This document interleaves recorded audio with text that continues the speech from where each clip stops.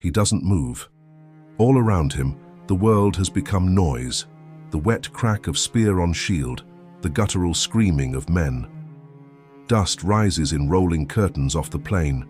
The smell of blood is already thick in the morning air, sharp and metallic. He is an Athenian hoplite. His name is lost to history, one of perhaps 10,000 men who stepped onto the plain of Marathon in 490 BC. His bronze helmet narrows his world to a slit of chaos. His round shield, the aspis, is trembling from the vibration of 10,000 feet. He has had one thought, a thought that has been building in his chest like a stone since the general gave the order to charge, an order to run directly at the greatest army on the face of the earth, the Persians. This soldier does not know it yet. But what happens on this small coastal plain will reverberate across the centuries. The entire experiment of democracy, philosophy, science, and Western civilization balances on the edge of a bronze spear tip this morning, and incredibly, astonishingly, against every reasonable expectation of military logic, the Athenians charged. This is the Battle of Marathon. To understand why 10,000 Greeks were standing on that beach, staring down at 25,000 Persian soldiers, we need to go back. Back to a world where Persia wasn't just a kingdom, it was an idea that said one man, one king, ruled by divine right. By 490 BC, the Achaemenid Persian Empire was the largest empire the world had ever seen, stretching from the Indus Valley to the Aegean Sea. It encompassed somewhere between 40 and 50 million people, roughly 40% of the entire global population at the time. Its great king, Darius the called Darius the Great, and deservedly so, had spent decades building an administrative and military machine. Darius was not a reckless man. He was patient, methodical, and deeply strategic. He had expanded it further, crushed internal rebellions, and built the famous Royal Road, a 1,700-mile highway that allowed messages to travel across the empire in a week. Binding his sprawling domain together with a speed that his enemies found terrifying. His army reflected the diversity of the empire he ruled. The Persian military was not a homogeneous force. It was a mosaic of subject peoples, each contributing their particular fighting style to a vast, flexible war machine. At its core stood the Immortals, the 10,000 elite Persian infantrymen. They were professional soldiers in an age when most armies were farmers with weapons, and they were the most feared infantry force in the known world. Persian armies also relied heavily on their cavalry, fast, mobile, and devastatingly effective against infantry formations that broke and ran. Their archers, particularly the Mede and Persian bowmen, could darken the sky with arrows. Their supply chain was a logistical marvel. And crucially, they had a navy, a massive fleet of triremes that could transport entire armies across open water, giving Darius the ability to strike almost anywhere along the coastline of the known world. For most of the peoples of the ancient world, when the Persian army appeared on the horizon, the calculation was simple.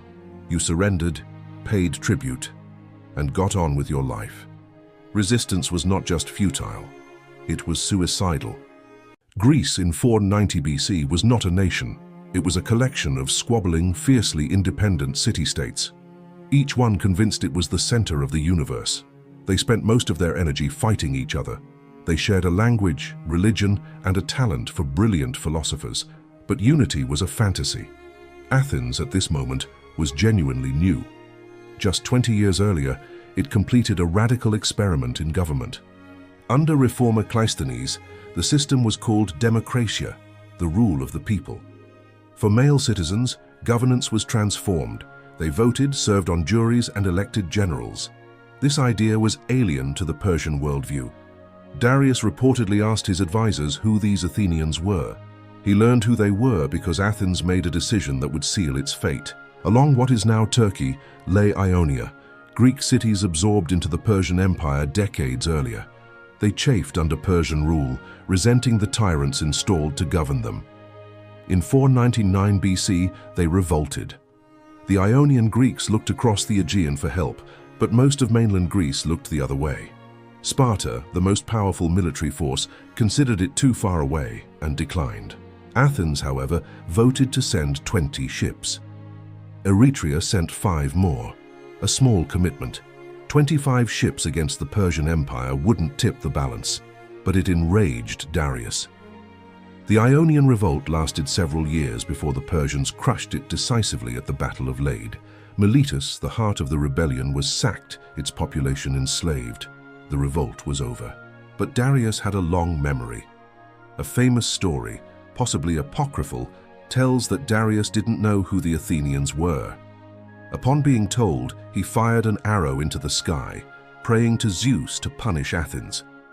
Then he ordered a servant to whisper at every meal, "Master, remember the Athenians." Whether true or not, it captures that Darius took this personally. The destruction of Athens was an obligation.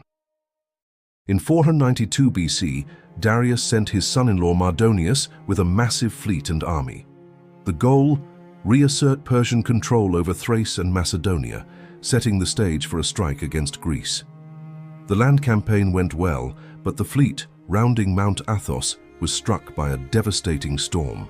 300 ships and 20,000 men were lost. Mardonius returned with his mission half accomplished. Darius was undeterred. In 491 BC, he sent heralds to every Greek city-state demanding earth and water. Many cities submitted, especially in the north. But Athens and Sparta refused dramatically. Athenians threw heralds into a pit. Spartans threw theirs into a well, telling them to find earth and water there. These were acts of deliberate theatrical defiance. They were also declarations of war. In spring 490 BC, Darius entrusted the expedition to 2 commanders, Datis and Artaphernes. Datis for military competence, Artaphernes for political weight. Their objective was clear: punish Eretria and Athens, capture their citizens for Darius, whose resentment had become an imperial mandate. The assembled fleet was enormous, estimated between 200 and 300 warships and transport vessels. Carrying an army of 20 to 30,000 men, including a substantial cavalry force. Rather than the northern land route, Datis and Artaphernes chose a bolder, direct path across the Aegean. Island hopping through the Cyclades, demanding submission and burning those who refused. It was an exhibition of Persian power, a preview of what awaited the mainland. Naxos was burned. The sacred island of Delos was ostentatiously spared, a calculated message. Darius was a reasonable conqueror who had no quarrel with the gods. Other Cycladic islands fell into line. Then the fleet turned toward Euboea. Eretria held out for 6 days before betrayal from within. The city was sacked. Temples burned, perhaps in retaliation for Sardis. The population enslaved, packed onto Persian ships as living trophies of Darius's revenge. Now only Athens remained. If you are still here, hit the like button and subscribe. It helps the channel grow and keep bringing you quality videos daily. Tell us in the comments, do you think the Athenians should have surrendered? What would you have done? Drop your answer below. The Persians did not sail directly into the harbor of Athens. They chose, on the advice of an Athenian exile named Hippias, to land instead at Marathon. Marathon was a coastal plain about 26 miles northeast of the city, separated from Athens by a range of hills. Hippias deserves a moment of our attention because he is one of the more fascinating figures in this whole drama. He was the former tyrant of Athens, the son of the great tyrant Pisistratos, who had been expelled from the city in 510 BC. This happened when the Democratic Revolution began. For the past 20 years, he had been a guest at the Persian court, nursing his grievances and his ambitions, waiting for the moment when Persian power would restore him to his throne. He was now an old man, probably in his 70s, guiding the Persian fleet to the shores of his former kingdom. Marathon was his choice because it was flat, suitable for the Persian cavalry to operate effectively, and because it was close to areas of Attica where he believed, or at least hoped, there were still supporters who might collaborate. He was probably also haunted. Ancient sources tell us that on the crossing, Hippias had a dream in which he slept with his own mother. He interpreted this as a sign he would return to Athens and die in his homeland. One can imagine the old man stepping ashore at Marathon, squinting at the familiar landscape, wondering if the dream was promise or warning. The Persian army began landing and setting up camp on the plain. The cavalry was unloaded from the specially designed horse transports. Tents went up. Foraging parties spread out through the countryside. They were in no hurry. The plan was to allow Athenian panic to do some of the work. Perhaps the city would submit, as so many others had. And if not, the army and its formidable cavalry on open ground gave every military advantage to Darius's commanders. News of the landing reached Athens within hours. The reaction was something between terror and resolve. This was the moment that all the rhetoric about Athenian freedom and democratic values met the sharp edge of reality. The force Athens could muster was, by any honest reckoning, terrifyingly small compared to what was waiting for them at Marathon. The Athenian army at Marathon consisted of approximately 9,000 to 10,000 hoplites. The word hoplite comes from the hoplon. The hoplon was the large round shield, roughly 3 feet in diameter, that was the defining piece of equipment for the Greek heavy infantrymen. But the shield was really just the most visible element of what was called the panoply, the full set of armor and weapons. A hoplite was expected to supply for himself. This is a crucial point. The Athenian army was not a professional standing force paid by the state. It was a citizen militia. Every man who served was a property-owning Athenian citizen who had been trained from adolescence in the art of hoplite warfare, and who owned his own equipment, the full panoply, the bronze helmet, the bronze or linen breastplate, the bronze greaves protecting the shins and calves, the heavy aspis shield, the 8-foot thrusting spear called the dory, and the short iron sword called the xiphos, worn as a backup weapon. This represented a substantial financial investment. Only men of sufficient means could afford it.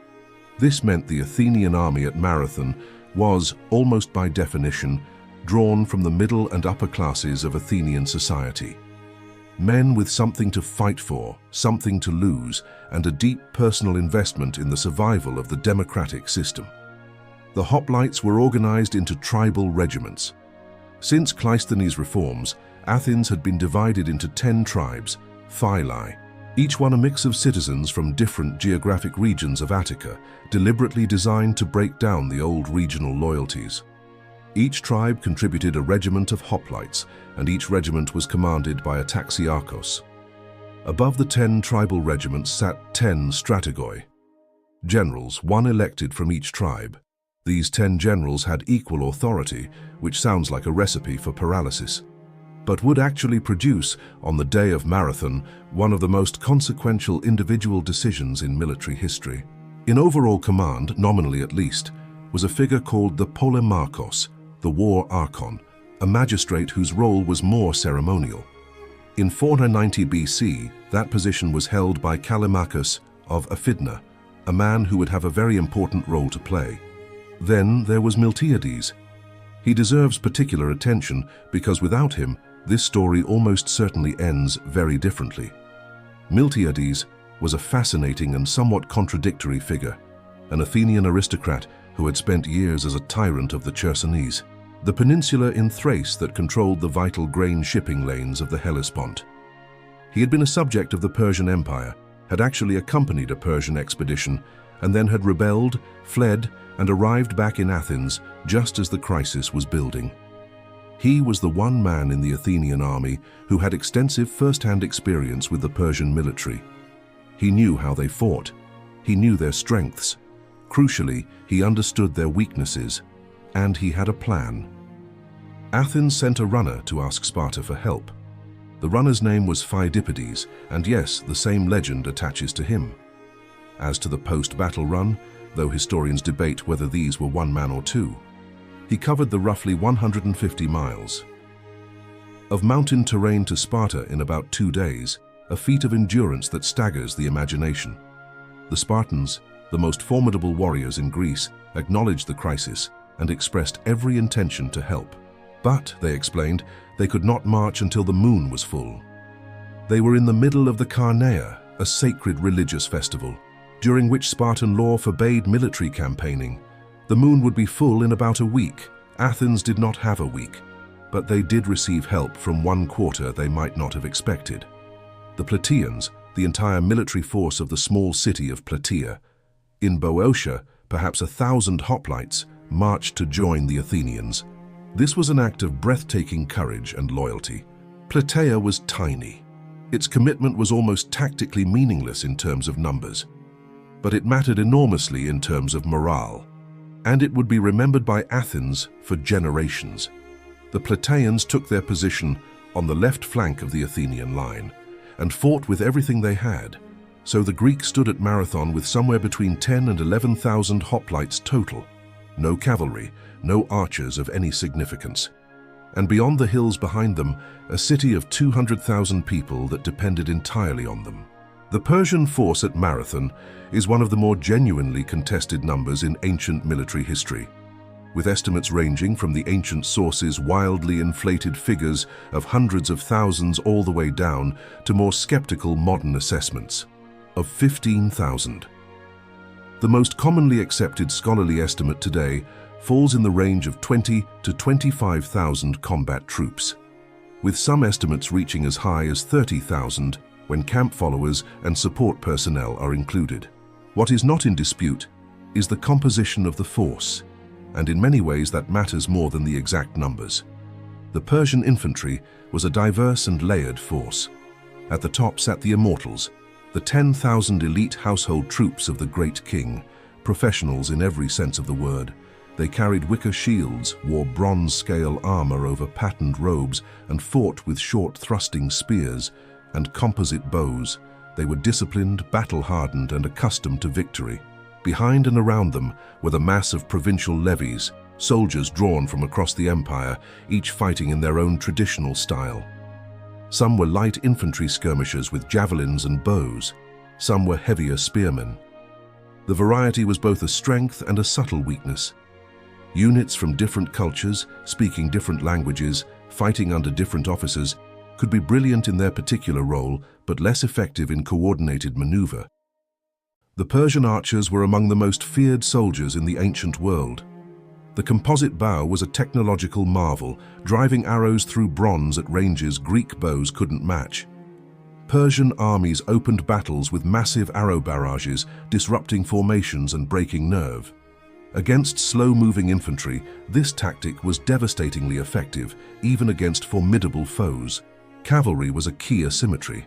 Persians brought thousands of horsemen, armed with javelins and short bows. They operated on flanks, running down broken infantry with terrifying efficiency. Greek hoplite armies had little cavalry, no reliable countermeasure against flanking horsemen. If the Athenian line broke, cavalry would turn defeat into annihilation. This made Persian commanders confident. Datis and Artaphernes, the Persian commanders, had a plan. They would camp and use cavalry. They would wait, perhaps send emissaries, or hope for Athenian submission. If Athenians fought on flat ground, archers and cavalry would finish them. A sound strategy. The Persian army settled in.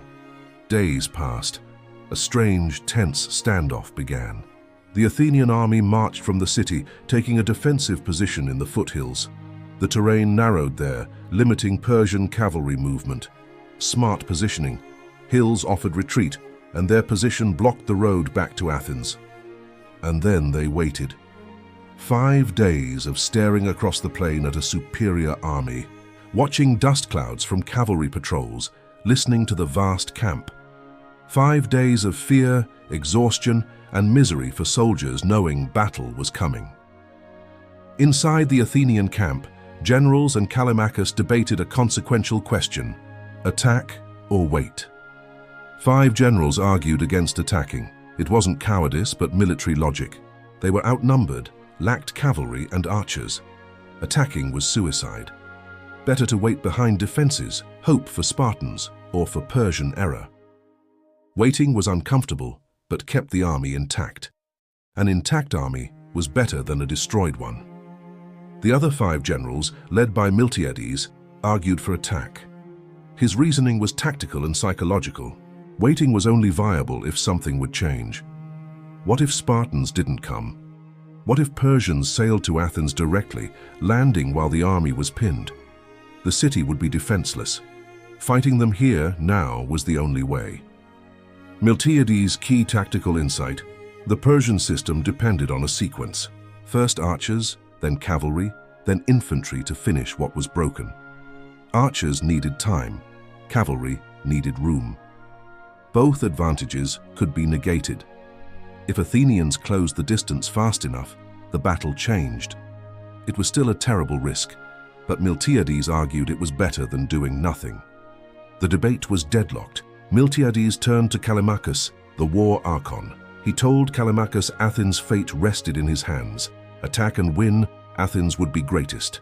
Do nothing, and the city would fall to Persian treachery. The choice was his. Callimachus voted to attack. The decision was made. Miltiades, clever as ever, didn't act immediately. He persuaded generals to cede command to him. He assembled not just a tactical plan, but the institutional authority to execute it. Here is one of the most tantalizing puzzles in ancient military history. It's central to understanding why Miltiades chose his specific moment to attack. When the Greeks charged, something extraordinary happened. Persian cavalry was not present, or at minimum, not deployed effectively. This is deeply strange. Cavalry was the Persian trump card, the primary reason for choosing this ground. Its absence from the climactic moment cries out for explanation. The most accepted theory: cavalry had been, at least partially, loaded back onto ships. After 5 days of stalemate, Persian commanders split forces. Part of the army would hold Athenians at Marathon. The rest, including cavalry, would sail to Athens. Landing at undefended Phaleron, Athens would fall with barely a fight. This theory is supported by a specific piece of evidence: a shield. Ancient sources report a shield signal from a hilltop visible out to sea, indicating the city was ready to be taken. The Alcmaeonidae were accused of betrayal. Though never proven, the signal suggests a coordinated plan to use the fleet. If this is correct, Miltiades got word the cavalry was embarking or had embarked. He had a window, a narrow, rapidly closing window. The most dangerous element of the Persian force was temporarily absent or diminished. He had to attack right now, win decisively, then march back to Athens. Before the Persian fleet arrived at Phaleron. The whole desperate gamble makes sense. If you understand Miltiades was racing against a clock, he gave the order. Miltiades took an enormous gamble. Was he a military genius who saw an opportunity no one else did, or just lucky? Leave your thoughts in the comments. The morning of the battle, the Athenian army emerged from its position in the hills and formed up on the plain. The sight must have been magnificent and sobering. 10,000 men in bronze, weapons being checked, prayers murmured. A particular kind of silence falls over men who have made peace with the possibility that this is their last morning. The Greek battle formation was the phalanx, a dense block of men, one of the most effective killing machines ancient warfare produced. Hoplites stood in ranks, typically 8 men deep, each man's shield overlapping with the shield of the man to his left. This created an interlocked wall of bronze, the spear of each man projected out over the shields, a bristling hedge of iron tips. The weight and momentum of all the ranks pushing forward meant that the phalanx, once moving, was almost impossible to stop from the front.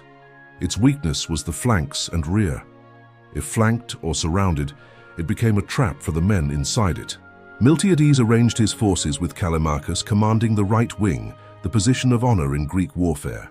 Typically, the strongest fighters were placed here, where the most critical fighting was expected. The Plataeans took the far left.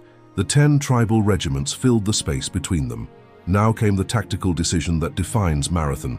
Miltiades deliberately weakened his center and strengthened his flanks. He reduced the depth of the central regiments, perhaps to as few as 4 ranks instead of the usual 8, keeping the wings at full depth or deeper. This was a counterintuitive move against standard hoplite doctrine, which called for maximum depth in the center. A thin center was a center likely to break. But Miltiades was not planning to win with his center. He was planning to win with his flanks. The Persian line was considerably longer than the Athenian line.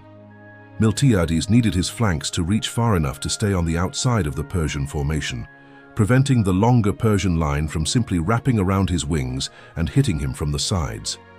By thinning the center and extending the flanks, he gave himself the best chance of keeping the wings engaged, while the center absorbed whatever the Persians threw at it. It was brilliant, but terrifying for the men assigned to the center. They were implicitly told, "You are going to be hit hardest, and you must hold." The charge, one of history's great moments. The distance between the two armies at the start of the battle is given by Herodotus as approximately 8 stadia, about a mile. This is the famous detail that has generated more historical argument than almost any other single measurement in ancient history, because the Athenians ran. Herodotus tells us, matter-of-factly, that the Athenians were the first Greeks ever to charge an enemy at a run. Before Marathon, even the sight of Persian dress and equipment had caused Greeks to tremble with fear. The charge across the plain of Marathon was a psychological revolution as much as a military maneuver. The question of exactly how far they ran and how much of that distance was at a full sprint versus a jog has consumed historians for centuries. Running a full mile in armor, weighing 50 to 70 pounds while maintaining formation seems impossible. Soldiers would have been gasping, their legs burning, formations beginning to come apart as faster men outpaced slower ones. Most modern historians believe the full run was from a shorter distance, perhaps 500 meters or less, with the initial advance being more of a march or jog until they entered the range of the Persian archers, at which point they broke into a full sprint to minimize the time they spent under fire. This makes tactical sense. Even a sprint of 500 meters in full armor is a remarkable physical feat, and the sheer audacity of it, running directly at the greatest army in the world, must have produced a moment of genuine shock on the Persian side. The Persian archers, preparing for a slow Greek advance, suddenly found their target moving at them at speed. The arrows flew, but fewer found marks than expected. The range was closing faster than their rhythm of fire. Within seconds, what had been an orderly archery engagement became a collision. The two lines crashed together across the entire front. The sound of a full hoplite phalanx colliding at a run with another infantry line is described as something between thunder and the shattering of a city. Men were knocked from their feet by pure kinetic force. The front ranks of both sides became an immediate chaos of stabbing, shoving, screaming, dying. On the Persian flanks, both left and right, the initial collision actually went in the Persians' favor. The Persian wings held, pushed back against the Greek advance, and the Athenian flank regiments found themselves engaged in hard, brutal fighting. This was to be expected. The Persian soldiers were not incompetent. The light infantry on the Persian wings were skilled fighters. In the center, exactly as Miltiades had expected and gambled on, the Persian line advanced. The thinner Greek center was hit by the best Persian infantry, and the Athenian center began to give way. Slowly at first, then more noticeably, the Greek center was pushed back. Men fell. Gaps appeared. The thinned regiments were feeling the weight of the numbers and quality pressing against them. From a distance, a casual observer might have concluded that the Persians were winning. The center of the outnumbered Greek force was yielding. The flanks were stalemated. The numerical advantage of the Persian army was beginning to tell. This was precisely the moment when most ancient battles were decided, when the weaker army's formation began to buckle and then collapse, and the cavalry swept in to turn retreat into slaughter. But the cavalry wasn't there. And on the wings, something extraordinary was happening. The turning point, the jaws close. Miltiades' plan was now entering its critical phase. The strong Greek wings, fighting at full depth, fresh, well organized, were pushing the Persian flanks back, not dramatically, not in a rout, but steadily, irresistibly, with the grinding momentum of heavy infantry that has the weight of numbers on its specific local front. The Persian left and right wings began to give ground. Then they began to give ground faster. As the Persian wings retreated, the Greek wing regiments did not pursue them. This is the decision that elevates Miltiades. From a competent general to a military genius, the natural instinct of victorious soldiers is to chase the enemy they have just beaten. It is emotionally satisfying. It feels like winning. And it is almost always a catastrophic mistake, because it destroys formation. Miltiades had trained or instructed his wing commanders to resist this instinct, instead of chasing the retreating Persian wings outward. The Athenian flanks pivoted inward, curling around the back of the Persian center like the closing jaws of a trap. The Persian center, which had been advancing confidently against the yielding Greek middle, suddenly found that its own flanks were gone. The army that had been arrayed before them was now arrayed around them.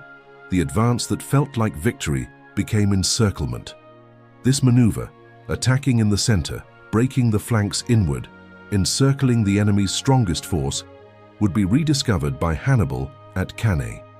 Military historians call it the Cannae maneuver. But Marathon was first. Whether Miltiades planned it in detail or exploited it in chaos, we cannot say. What we can say is that it worked. The Persian center, now surrounded on three sides, began to compress. Men pushed against men. The room to use weapons shrank. The composite bow, the great Persian equalizer, was nearly useless. The long Greek spears, designed for this mass combat, were devastatingly effective. Persian soldiers began to die in large numbers. What had been a battle became a slaughter. When Persian formations break, they tend to break completely and rapidly. The collective psychological structure that holds an army together collapses. The belief that your comrades will hold, that the line will not fail, that there is a future, collapses when signals tell you the battle is lost. Persian soldiers began to run. They ran for the ships. The Persian fleet was beached or anchored in the bay at the northern end of the plain.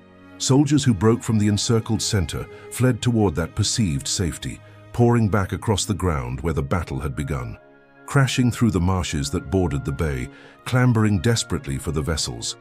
The Greeks pursued with everything they had. This was the moment for the instinct that Miltiades had suppressed on the flanks. Chasing broken men toward the water, aggression was everything. The pursuit was savage. Ancient sources describe fighting in the marshes, Athenians grabbing at Persian ships trying to drag them ashore. Desperate hand-to-hand struggles at the water's edge. 7 Persian ships were captured in the fighting at the water's edge. Callimachus, the Athenian war archon who had cast the deciding vote for battle, died in this fighting while boarding a Persian vessel. His vote had saved Athens. His death came in the moment of triumph. Another casualty was Stesilaus, one of the Athenian tribal generals. The fighting at the ships was furious and costly, and the Athenians paid for their victory even in its final moments. The Persian fleet pulled away from shore. The battle was over. The casualty figures preserved by ancient sources are extraordinary in their disproportion. Herodotus records 6,400 Persian dead. The Athenians lost 192 men. The Plataeans' losses were proportionally similar, 192 Athenians against nearly 6,500 Persians. This is one of the most lopsided victory ratios in ancient warfare. Most modern historians accept the Persian number as roughly credible. The Greek number, 192, is accepted as likely accurate. The dead were given individual burial in a burial mound still visible today, the famous Soros of Marathon. Athens preserved the names of the fallen on a casualty monument. You don't fabricate exact numbers like 192 when mythologizing a victory. The reasons for the disparity are multiple. The encirclement meant many Persian soldiers died pressed together, unable to fight effectively. The Greek armor, heavier and more protective, meant arrows that would have killed unprotected men were merely injuring Greeks. The fighting at the ships meant many Persians drowned or were killed while swimming or scrambling for vessels. And the psychological collapse, once it came, was total. Broken men running in panic are extraordinarily vulnerable. But we should also note that these numbers, however extraordinary, represent real men. 6,400 human beings died on that plain. The Soros, the burial mound of the 192 Athenian dead, stands today as the most visible monument of the battle. But the Persian dead were buried in a mass trench elsewhere on the plain, their graves unmarked and their names unrecorded. They were not monsters. They were soldiers who had sailed across the sea following their king's command, and found at the end of that journey a line of bronze-armored men running at them. The 192 Athenians who died at Marathon were buried together under a mound that still stands today. If you could visit one ancient battlefield, would it be Marathon? What draws you to ancient history? Let us know in the comments. Miltiades knew with the clarity of a man who had just survived something impossible, that the battle was only half over. The Persian fleet was pulling away from Marathon, but it was not destroyed. It was bloodied, shocked, and missing several thousand men, but it was still an enormous flotilla with thousands of soldiers remaining aboard. And the obvious next move was to sail around Cape Sunium and land at the undefended harbor of Phaleron. Athens was 26 miles away. The Persian fleet, with favorable winds, might arrive there in hours. Miltiades did something almost as remarkable as the battle itself. He ordered his army to march back to Athens, now, immediately, without rest. The men were exhausted. Many were wounded. They had just expended enormous physical and emotional energy. And their general was telling them to put one foot in front of the other and do it again for 26 miles in their armor. Before the ships reached Phaleron, they did it. The army marched through the rest of the day, the long miles unrolling beneath feet. They crossed the hills, descended toward the city, and arrived at Phaleron or near it before the Persian fleet made landfall. The Persians sailed into the harbor, saw the hoplites waiting for them on the beach, and faced a choice. Attempt a landing against a fresh-seeming enemy force, or accept that this expedition had already failed and sail back to Persia. They chose to turn away. The Persian fleet lingered for a time, as if unwilling to accept the finality of what had happened. Then it turned east. The invasion was over. Into this narrative intrudes one of the most famous stories from antiquity. The legend of the soldier who ran from Marathon to Athens to announce the victory, gasped out "Nenikikamen," and then died. It has become perhaps the most famous tale of athletic sacrifice in human history. It is the origin of the modern marathon race. The problem is that Herodotus, our primary source for the battle, does not tell this story. He is silent on the post-battle run. The story first appears in the work of Plutarch, writing more than 5 centuries after the battle, and in Lucian, a satirist. The runner in these later accounts is sometimes named Thersippus, sometimes Eucles, and sometimes Phidippides, the same name as the runner sent to Sparta. It is entirely possible that the story is a later invention or an elaboration of the simple fact that messengers were sent from Marathon to Athens. It is also possible that something essentially like this happened and that Herodotus simply did not think it worth recording. Either way, the legend has proven more durable than many documented facts, and it has given the world the marathon, a 26.2-mile race that has been run by millions of people who have never heard of Miltiades or Datis or the Persian cavalry. There is something beautiful about that. The battle's most enduring legacy is not a political outcome or a philosophical argument, but a long run.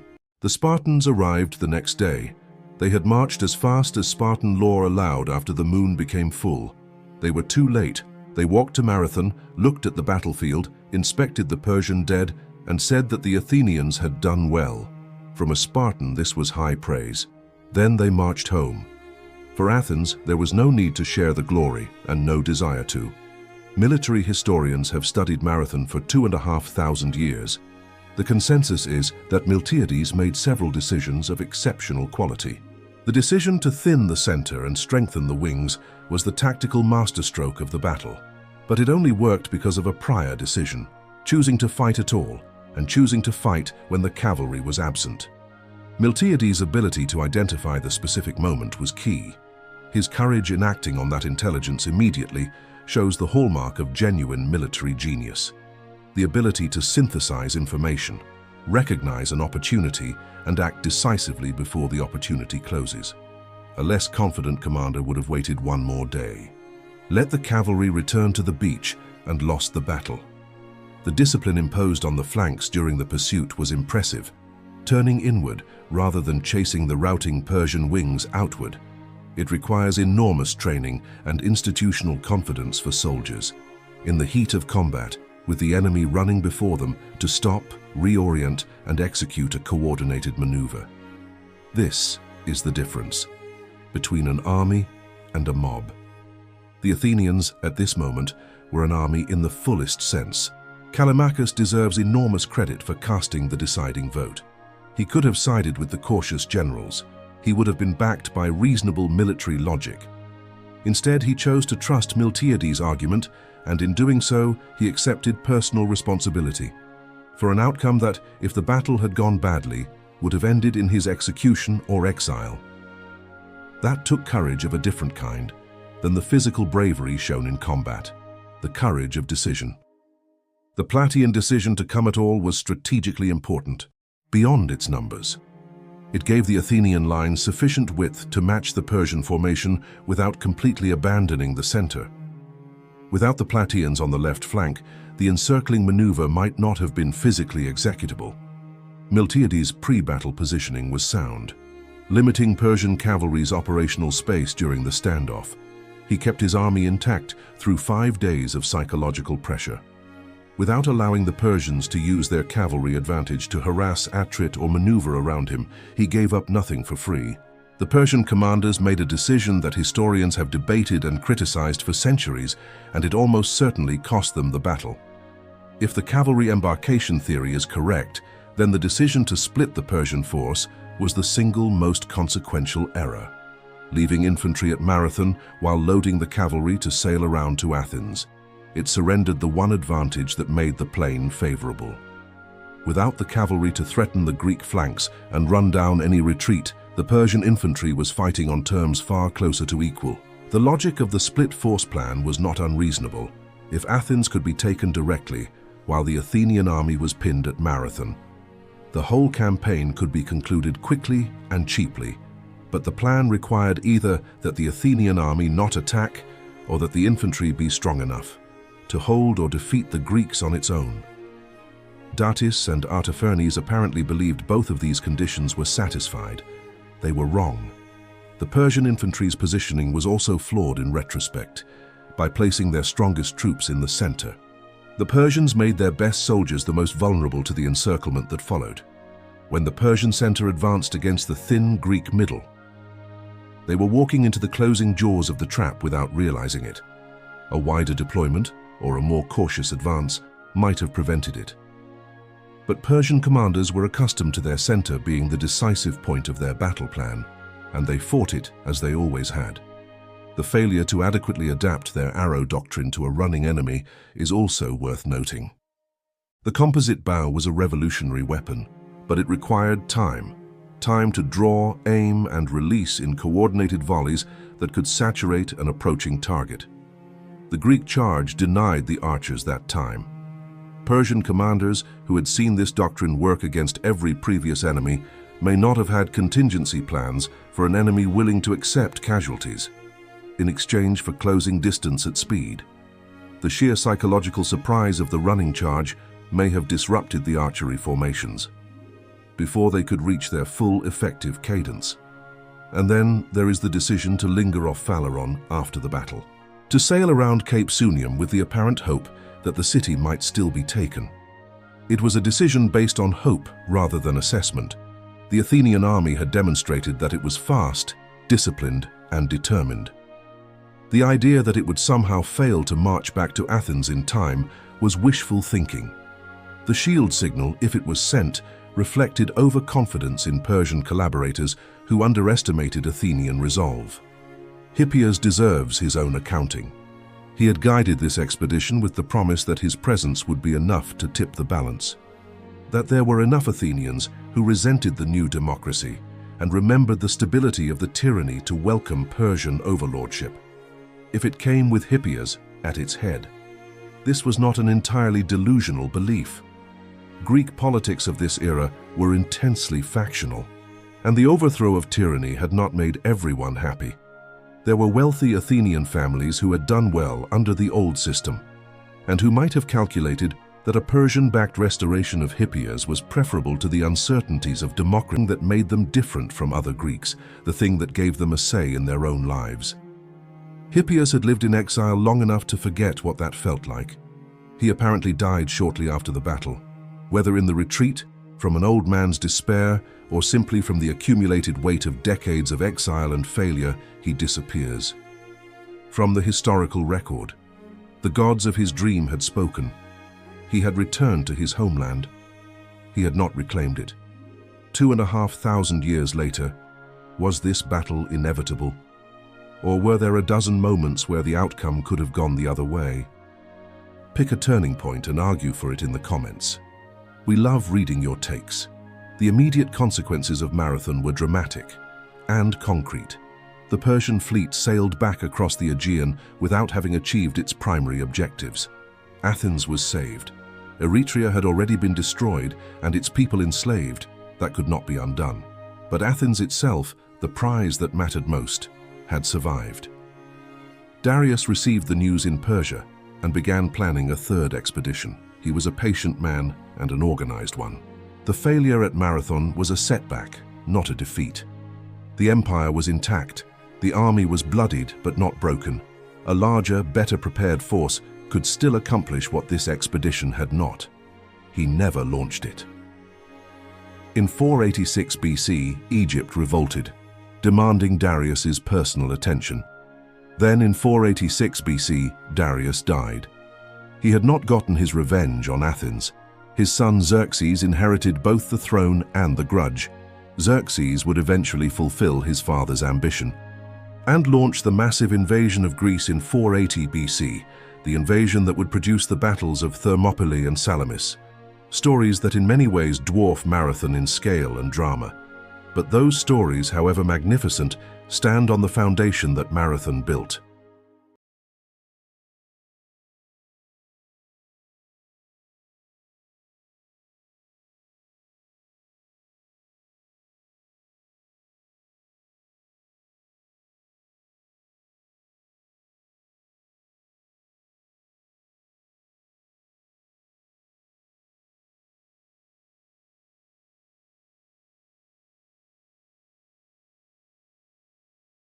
The psychological effect of Marathon on Athens is difficult to overstate. Athens had been genuinely, existentially afraid of Persia. Every Greek city feared Persia, the invincible empire. It was the overwhelming force of history, demanding submission to avoid annihilation. Marathon proved that wasn't true. 10,000 ordinary Athenian citizens, not professional soldiers, faced the Persian army. They beat them on open ground against overwhelming odds. This was not just a military victory, it was a transformation in self-understanding. Athens emerged convinced free men fighting for their city could defeat a king's subjects. Motivation mattered. Those with a stake in the outcome would always outfight mercenaries or conscripts. This belief, the Marathonian myth, was powerful. It fed Athenian confidence and fueled their naval building program. It produced the cultural flowering of the 5th century BC, the age of Pericles, Aeschylus, Sophocles, and Socrates. Many were sons and grandsons of the men who ran across that plain on a September morning in 490 BC. Marathon became the foundational myth of Athenian identity. To be a Marathonomachos was the highest honor.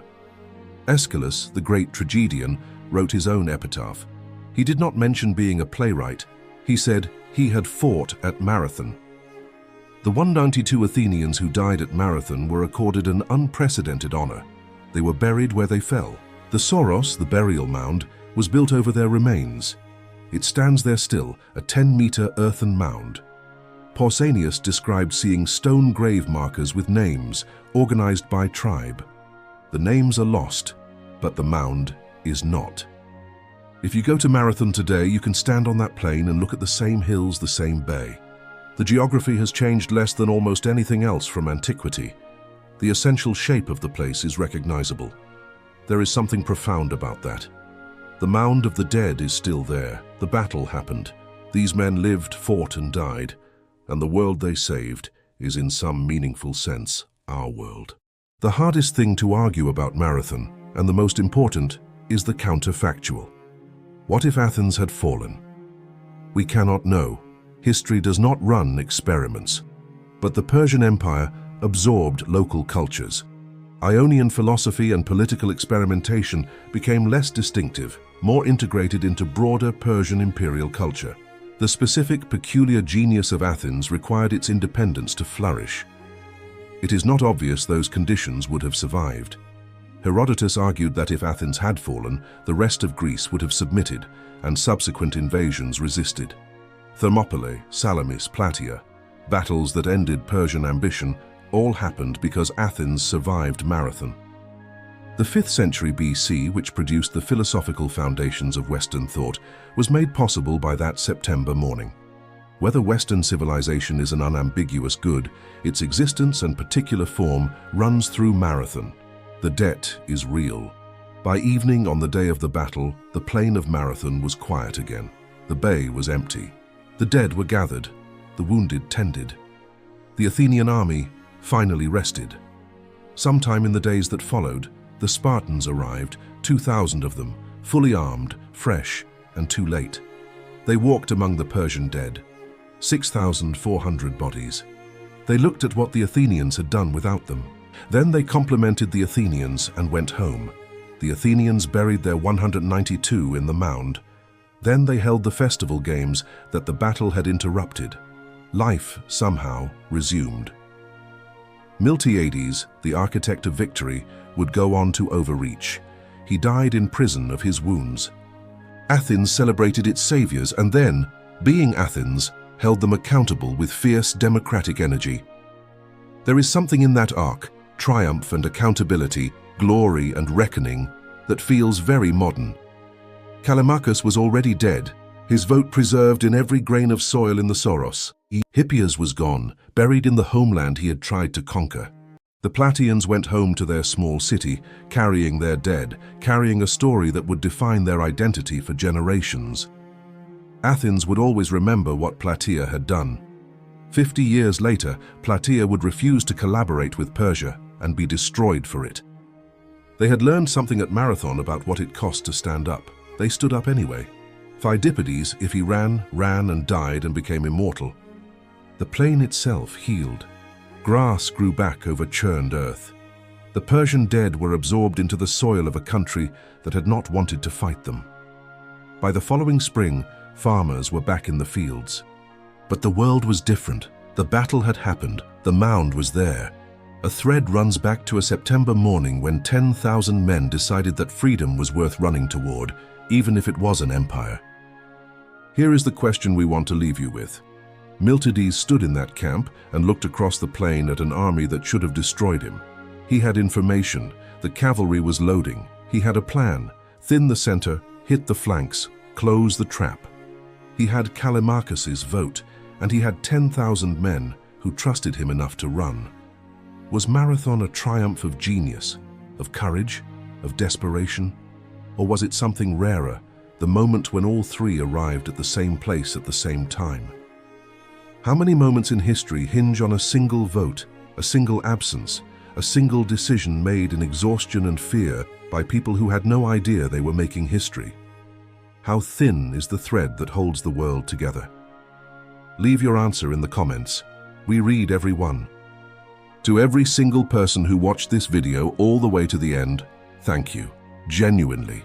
From the bottom of our hearts, thank you. This channel exists because of your support. Every comment, every share, every subscription. Every time you tell a friend that there is a channel that tries to tell history the way it deserves to be told, as story, as humanity, as the thing that explains who we are and how we got here, that is what keeps us going. If this video moved you, share it with one person who loves history. If it taught you something, leave a comment and tell us what. If you haven't subscribed yet, please do. There are many more stories where this one came from. Thermopylae, Salamis, Gaugamela, the siege of Alesia, the fall of Carthage, the whole mad, brilliant, brutal, beautiful story of the ancient world, waiting for us. We will see you at the next battle.